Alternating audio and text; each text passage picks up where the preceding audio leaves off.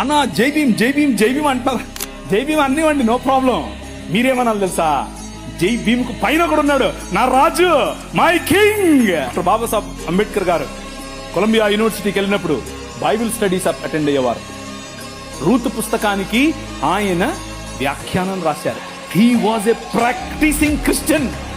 ఒకరోజు 3 లక్షల మందితో కలిసి నేను బాప్తిజం తీసుకుంటాను అని చెప్పి ముందుకు వచ్చి ఫోన్ మన మెథడిస్ట్ సంఘంలో ఉన్నటువంటి బిషప్ గారికి చెప్తే, బిషప్ గారు దానికి కావాల్సినటువంటి పనులన్నీ వసతులన్నీ ఏర్పాటు చేసుకునే క్రమంలో నెహ్రూ గారు ఫోన్ చేశారు.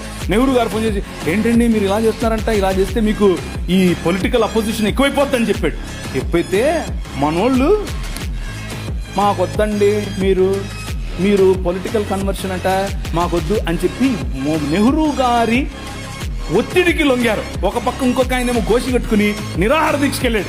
ఏమని, నువ్వు వెళ్తే ఏ మతానికైనా వెళ్ళు కానీ క్రైస్తవానికి వెళ్ళొద్దని. ఆయన నువ్వు అత్తే నాకేంటి, నేను యేసు ప్రభువుని అనుసరిస్తా అని చెప్పాడు. ఎవరు? డాక్టర్ బాబాసాహెబ్ భీమ్రావ్ అంబేద్కర్. ఇది నేను కొత్తగా చెప్పేది కాదు, ఇది హిస్టరీ.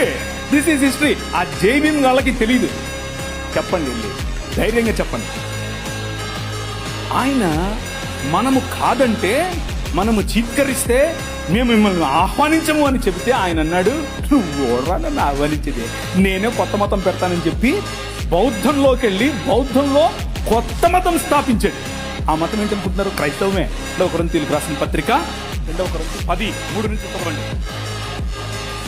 మేము శరీరధారులమై నడుచుకొనుచున్నను, శరీర ప్రకారము యుద్ధము చేయము. కానీ నువ్వు ఒప్పుకున్నా ఒప్పుకోకపోయినా, నువ్వు యూనివర్సిటీలో ఉన్నా, నువ్వు ఇక్కడున్నా, నువ్వు రాజమండ్రిలో ఉన్నా, నువ్వు హైదరాబాద్ లో ఉన్నా, నువ్వు ఢిల్లీలో ఉన్నా, నువ్వు షికాగోలో ఉన్నా, ఎక్కడున్నా సరే, you are in a war.